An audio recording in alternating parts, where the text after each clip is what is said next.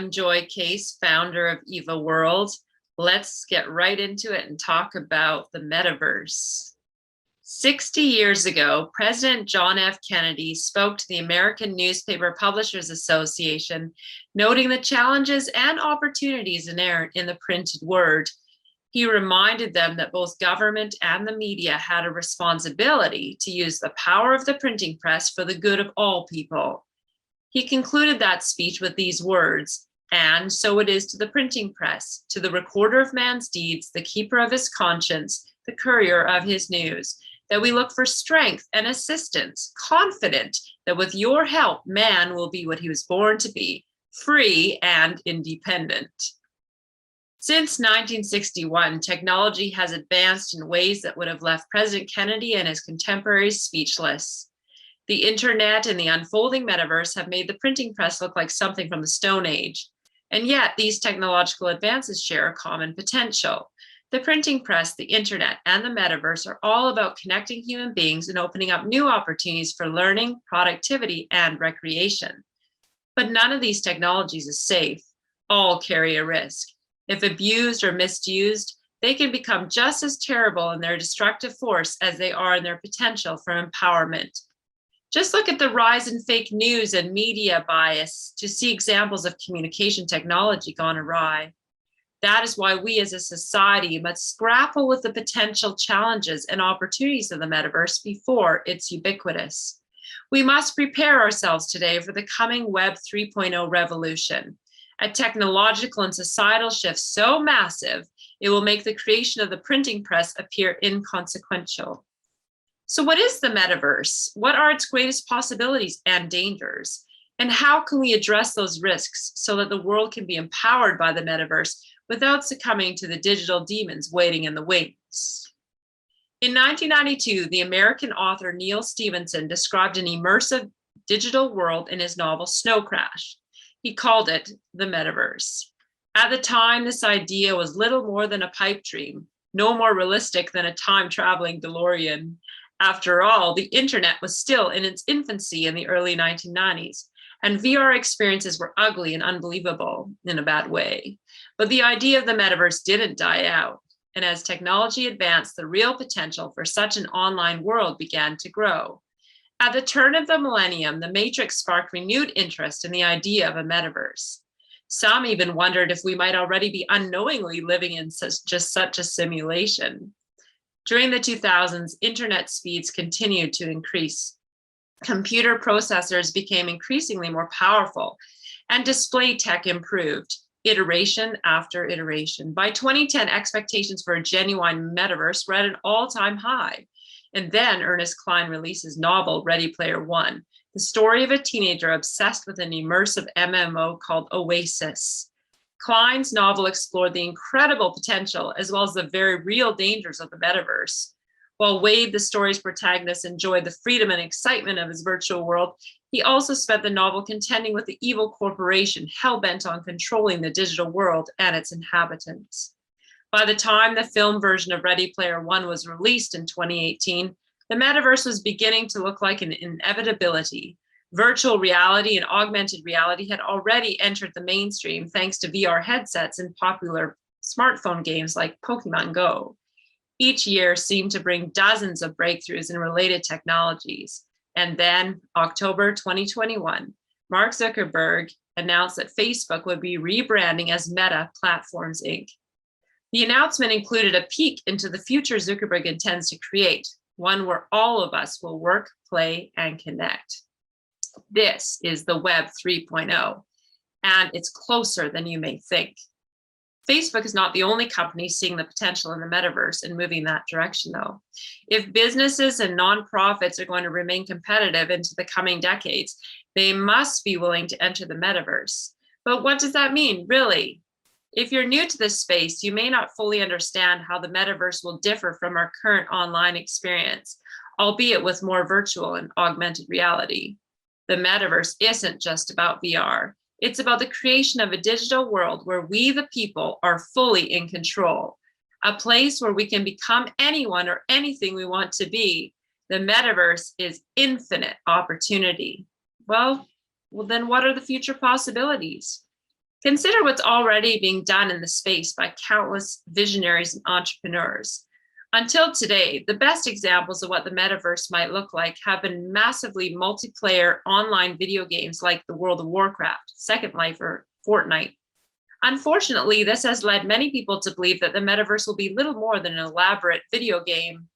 While there are incredible opportunities within the future of the metaverse for people interested in recreation, that's only the very tip of the iceberg. For example, the metaverse opens up educational opportunities that would have been impossible just a few years ago. Imagine a virtual campus where you can attend class, talk to professors and fellow students, and engage in hands-on learning opportunities. With tomorrow's XR and MR technology, this will be possible for anyone in the world as long as they have a stable high-speed internet connection and the right hardware. Korea Advanced Institute of Science and Tech is already developing a virtual campus in Kenya to open in the fall of 2023. The metaverse will allow people all around the world, including those in developing countries, to attend the most prestigious, intellectually rigorous schools in the world, and they won't have to leave their hometowns to do it. Along with upending academy's status quo, the metaverse will forever change the way we work. Virtual spaces will give us all the benefits of the office without the commute. This won't just save you hours of drive time, though. It can make a significant impact on our world's environmental problems. And even if you work alone, the metaverse will allow you to work in ways you have never imagined. You can create the perfect workspace within the metaverse, tailored completely to your preferences, from the color of the walls to the ambient noise around you. When you're ready to be productive, simply step into that digital space, an online office that's designed to eliminate distractions and keep you focused on the task at hand. No matter your job, the metaverse will offer a better, more streamlined and productive way to get it done. Now, we've already established that the metaverse will empower us to learn and work like never before, but it will also change the way we shop, offering us an unlimited number of exciting consumer choices. Since 2008, Bitcoin and other cryptocurrencies have paved the way for fully decentralized digital economies. The crypto market has gone from effectively nothing to 3 trillion in less than 15 years. Just last November, it's grown 5-fold. I know I'm preaching to the converted. Also, since Bitcoin and most other cryptos have had a limited supply, they'll eventually stabilize, offering a currency option that isn't prone to inflation, such as our current system. After all, Bitcoin doesn't have to have a central bank ready to print more every time they worry about the pace of economic growth. While many people think of cryptocurrency as nothing more than a volatile investment, it is so much more. Buying something with Bitcoin or Ethereum will soon be no more rare than swiping your credit card. And the metaverse will play a major role in that transition, since many of those who stand at the vanguard of the metaverse are also fully invested in cryptocurrencies. But it's the technology behind the crypto that has the potential to change everything for the way we buy and sell. Blockchain. It's already playing a major role in the development of the metaverse. Blockchain technology opens the door for incredible innovations like smart contracts that automatically pay artists a commission or a royalty of every future sale of their artwork, or fraud-proof notary services, or the proliferation of digital goods like NFTs. Speaking of NFTs, the past year has seen a veritable explosion of interest in them. A recent research note put out by Morgan Stanley predicts that the luxury NFT market could reach as high as $56 billion by 2030. If that sounds extreme to you, consider Dolce & Gabbana's sale of 9 NFTs this past October. Together, they netted over $5.5 million. And as more digital spaces pop up, the desire for digital products will only increase. If millions of dollars are already being spent on video game costumes and digital trading cards, what do you think will happen when we spend most of our waking hours in digital spaces? We won't want the same kinds of products for our avatars that we use in the real world, will we? And won't we spend as much time decorating our online homes as we do our real ones? This is why the market for NFTs is expected to explode over the next decade and a half. As we enter the metaverse, we'll begin to treat our online personas and spaces in the same way that we treat our real ones. Imagine the possibilities. You go to your local furniture store and pick out a new couch, When it's delivered, you get the physical couch along with a QR code that allows you to redeem a digital twin for your online home. It's not unreasonable to think that much of what we purchase in the real world could come with a way to use it in the metaverse too. But digital twins aren't just a cool way to add value to the purchase of physical products. They're another way that the metaverse is already becoming a reality, and they're the future of product development and construction. Dozens of companies are already creating digital twins, computer-generated models of real-world products, vehicles, and buildings. These digital twins then allow engineers and others to create fully functional prototypes without spending millions on materials. Plus, digital twins can be used to evaluate a product under various real-world conditions. And once we've fully entered the metaverse, they'll make it even easier for inventors and engineers to collaborate on products, both digital and physical. But this isn't just a matter of convenience. Jensen Huang, the CEO of NVIDIA, believes that corporations will save hundreds of billions of dollars as they use the metaverse to simulate their processes with digital twins and other related technologies. This makes the metaverse an unbelievable investment. The amount of money required for companies to begin utilizing this technology is minuscule when compared with what they'll be able to save. And the metaverse will forever change the way we relate to one another. Imagine what life was like before Facebook or Twitter. Before the advent of Web 2.0, we had to rely on phone calls and text messages and in-person meetings to connect with one another. And then there was social media. Suddenly, it was like we're thrown into a giant room where everybody we'd ever known could meet and chat. It was unlike anything we ever had before. The metaverse will introduce a similarly massive shift. It will take what social media started to the next level, giving us the ability to engage with one another in ways that mirror real life. There are even companies developing headsets that will read or digitize our facial expressions and our body language.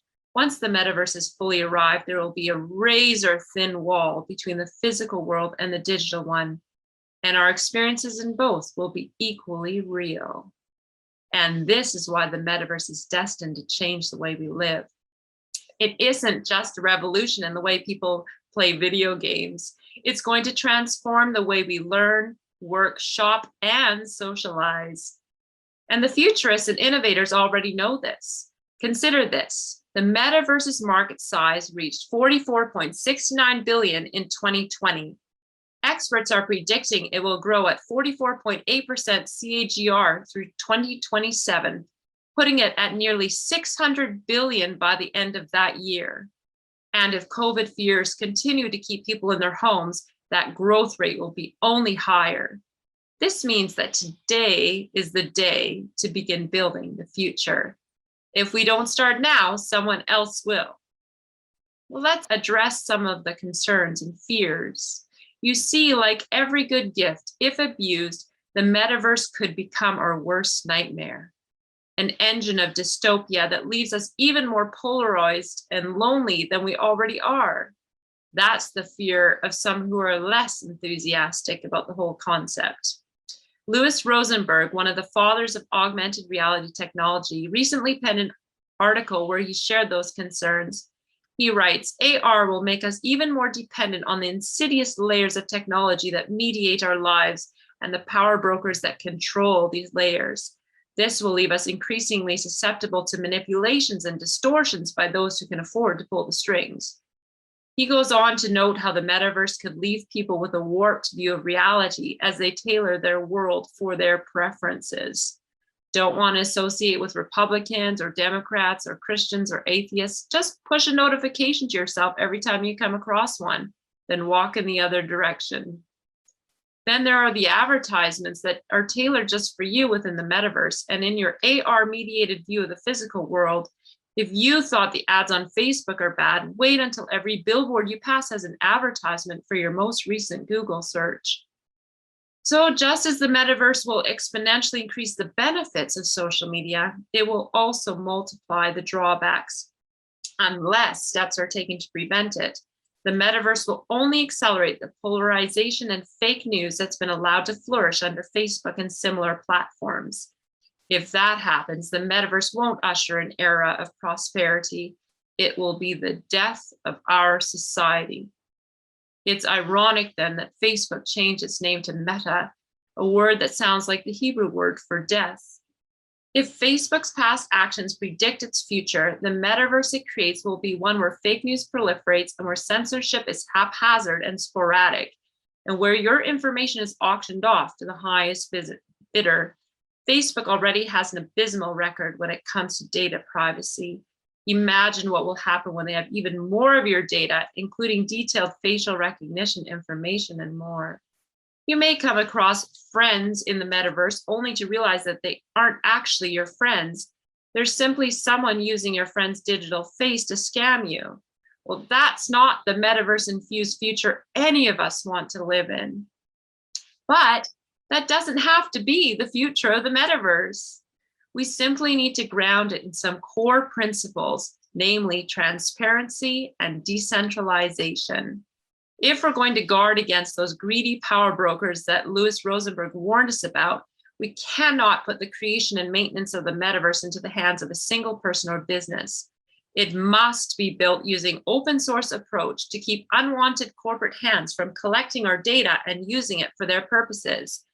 And it needs to be powered by blockchain technology, so it enjoys the transparency, decentralization, and security that blockchain entails.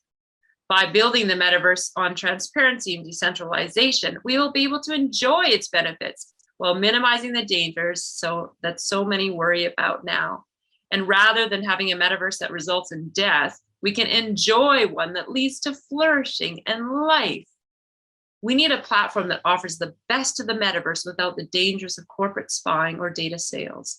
A democratic metaverse that will be built on blockchain, safe and secure.